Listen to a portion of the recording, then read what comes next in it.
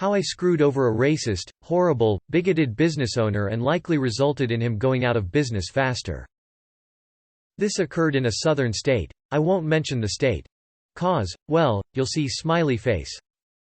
I was an account manager for a digital marketing company. We sold lead generation services to business owners to generate leads. One of our key selling features was if you turned on call tracking numbers plus recorded phone calls, we'd guarantee you X amount of leads based upon Y spend, and if we failed to meet that, you'd be entitled to partial, or if we really failed, potentially full refund. Some things to know about advertising. CTN *** call tracking number. It's a unique number that's assigned to a certain point of advertising that consumers call. This number is only on that piece of advertising. It routes to the business line, and unless the consumer is very observant, they have no idea they are using a CTN. Call recording. ***, if you turn on CTNs, we can record the calls and store the audio on our servers. The business has to consent to this. Also, when you call, you'll hear a message, "This call is recorded for quality assurance" type message. Both those are required to be eligible for our service guarantee. Storytime Part 1: The Lay of the Land. The business in question was a small dad and son contracting company with a couple employees. They primarily focused on smaller jobs such as windows, drainage, finishing, etc. Unfortunately, this business owner was a royal PITA. He went back years, and his account was filled with nothing but complaints. Also, there was a strong suspicion that he was racist because his last account manager was black. The business owner, who we will name Scott, refused to ever meet in person with the previous manager. Also, I was white. He had no issues finding the time to sit down with me and tell me how shit our service is. Well, it's coming up to do contract renewal, and he says we aren't producing his leads, and he wants to put in a claim for failing to meet our service guarantee. I spoke to my manager about this, and he said he wants me to listen to his calls, write a detailed report, and present my findings to the manager. The manager is worried this may end up in court due to the dollar amounts involved. Nearly a whole working week of hours.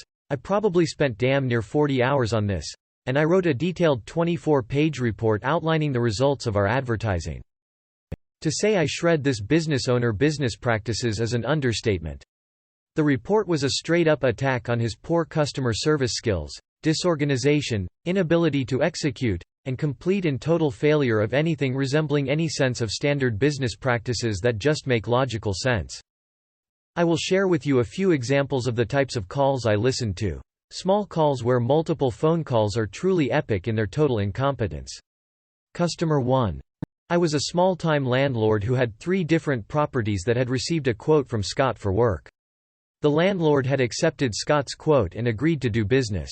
In one voicemail message offered to pay a deposit to start work. Throughout 4 voicemail messages, this poor landlord went from, "Hey, I want to pay you," to, "Are you okay?" to, "Why the fuck aren't you returning my calls?" Yes, I said voicemails. Scott had gone out to this man's properties, quoted his pricing, and then straight up refused to do anything more. Why? I legit got no idea. I called the customer in question and said I was the quality assurance agency and was doing a survey on Scott's performance.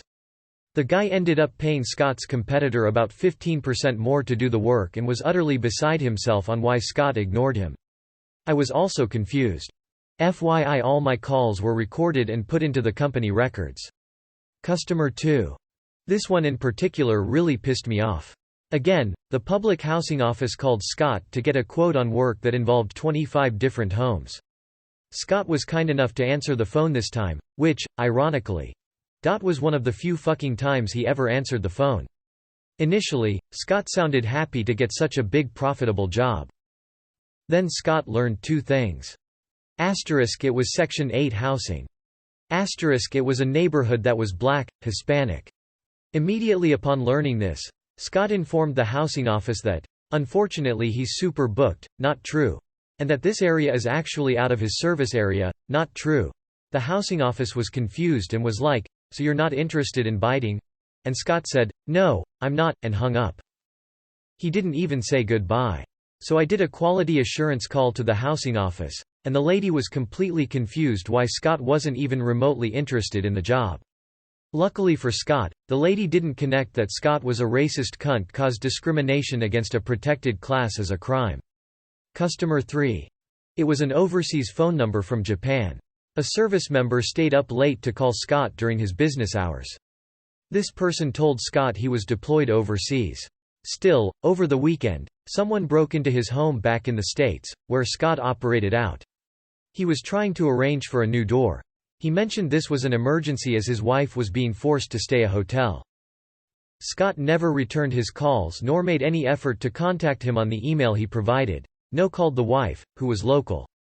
It was a super, easy job that Scott could have done in about an hour or so and made a solid profit. I think that's enough examples. Part 2 Review and Plan. The actual report at the end said out of the X phone calls, Scott failed to properly service the leads in about 70% of the cases and that I could keep on going on. Still, I felt a clear trend had been established. It wasn't that our service wasn't producing leads for Scott. It was that Scott was a racist, bigoted cunt, who everyone fucking hated. Obviously, I said that in more professional language. When I presented the report to my manager, he looked at it and went, damn. 0.24 pages. I asked if it was fine, and he smiled and said, I got a pretty good idea of what this going to say. He said he'd review it and get back to me. So a day later he came to me and said he'd gone over the report. The VP had gone over the report, and he asked what I thought the recommended course of action should be. My recommendation? Remove all discounts, charge Scott total price for our services, and clearly explain our job is to provide him with leads. It's his job to sell those leads. If he can't convert our leads into business, that's not our problem. Scott was getting a 70% discount. Our price was built with discounts in mind. My manager was like, he'll probably cancel, and I asked my manager, and is that a problem?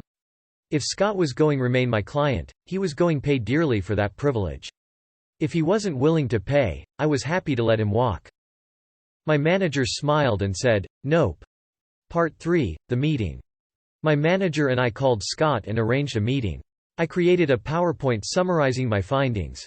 About a 1/3 of the way, Scott gives in and tells me to get to the point. I knew this was going to be a heated meeting, so I wanted my manager present both as support and a witness. So I explained that it's our job to bring him leads, it's his job to sell them. His failure to do that is not our problem. He gets irritable and pissy, and my manager backs me up. He goes, fine, I'll renew my contract at the same rate, to which I go, yay. You see, you didn't let me get to that part. We have new pricing for you. Scott goes, lower? I go, oh no, not lower. My manager smirked. Scott asked me for the new rate. I hit him at the full rate, which was 3x what he was paying. Scott is furious with me, says I'm overcharging him, says I'm ripping him off, says I'm a horrible salesperson. He tells my manager I should be fired for treating him like this. My manager looks at me and I had been waiting for the moment. Truth be told, I gave zero fucks what Scott thought of me. If anything, my goal was to get him to cancel. Scott, you're a challenging client. Therefore the pricing of our service needs to reflect the challenge of providing you service, so we will be charging you our full rate. If you like, I'd be happy to go over why this ROI still makes sense based upon our past performance. This was wording I had gone over with my management before using it. My manager felt it was fine. It felt so amazing, so say those words. It was the nicest way I could say, you're a cunt, if I'm going work with you, it's gotta be worth my while. Scott says we are a bunch of greedy fucking pricks. He says, I'm going cancel, to which I said, that is an outcome we have decided is acceptable if that's what you choose to do. Scott huffs and goes, and what about my refund? Dismayed I go, Scott, we've clearly demonstrated we did our part. The reason why you aren't bringing sales is because of your company inability to close on the leads we generate, to which Scott goes, so you're saying I don't know what I'm doing? To which I say, Scott, if you agree to sign at the new rate, I'd be happy to sit down with you and help you free of charge on how to improve your sales techniques and close more your leads. This is me telling him he doesn't know how to run his business, and was very much meant as an insult. Scott goes, nah, fuck you, I'm calling my lawyer. I go, so I take you're not going renew? He goes, fuck no. My manager goes, that's fine. Would you like us to email you our report on your leads? Scott goes, sure, I'll show my lawyer. FYI, we never heard from Scott's lawyer. We wish Scott a good day and he leaves. Later we wrote him an email, attached the report, and also told him if his lawyer would like the recording in question we can send that file over as well. Our bases were covered, and we knew it. I suspect he also came to the same realization, but he had too much pride to admit that. Part 4. Make sure that dagger is nice and deep. A few weeks go by. My manager says we gotta shut down his account, so I needed to call him and ask him what he wants to do with his CTN numbers which we control. In our contract, we say at the end of the agreement the customer has the right to have the numbers ported over, for a fee. It would have been normal to waive the fee as a gesture of goodwill. But Scott desired zero goodwill and he received what he desired. I tell my manager there's no way I'm porting the numbers for free, and just like his quote I'm charging him full rate $15 a number. The total came out to just a bit over $100. So I call Scott, I get his voicemail, but he doesn't answer. I write him a registered letter, and in that letter I outlined he has 30 days to respond. We have his CTNs, and if he's willing to pay a $15 per number port fee we will transfer those numbers over to his phone provider. One morning I woke up to about a dozen hateful text messages in which Scott told me to go fucking burn in hell. I took that to mean that Scott was not interested in porting over his numbers, and I reviewed those texts with my manager. We saved those messages, and uploaded it to his account. So, is that all? Of course not, smiley face. Part 5. But wait, there's more. So here I was with 7 CTN numbers that had been in service for literally years. Those 7 numbers were saved in Scott customers' phones, and to many of Scott's customers those numbers were Scott's number. Obviously they wouldn't be advertised to anyone, but that doesn't mean they won't produce phone calls. Now if I just let the numbers die, the customers will call and simply be told, this number is no longer in service. Now I'm not entirely sure if what I did was legal. But it's been quite a few years, so I feel comfortable about introducing you to Bobby. Bobby was a southern boy, but as much of an asshole that Scott was. Bobby was a sweetheart. His mama would bake me pies for our meetings. He was a complete joy to work with. Bobby also owned a similar business to Scotty, but Bobby's business was more advanced, did more types of jobs, and also serviced the same area. So I submitted a service request to port all of Scott's 7 CTNs to Bobby account, and I waived the fee. So all of a sudden hundreds of Scott's customers would think they were calling Scott, but they'd get Bobby. Bobby had all his call routed to his secretary Ashley, who was an angel. Ashley was also a wickedly talented saleswoman, and I know for a fact she'd be able to take Scott's clients and convert them for Bobby. So that's what I did. I had those 7 CTNs ported over to Bobby. This did a few things that benefited nearly everyone involved. Bobby got more business. I produced more leads for Bobby, which means Bobby was comfortable with spending more money with me, which meant I made more money. Scott old customers got better service. Part 6. Capitalize on my revenge. At the next performance meeting with Bobby, Bobby was very pleased with the sudden uptick in new customers. He even asked me, "What did you do to my account?" I smiled and said, "I reviewed your account and made a few tweaks. Have you seen any improvement?" He absolutely did. He asked me, "Did this cost me anything extra?" I go, "Nope."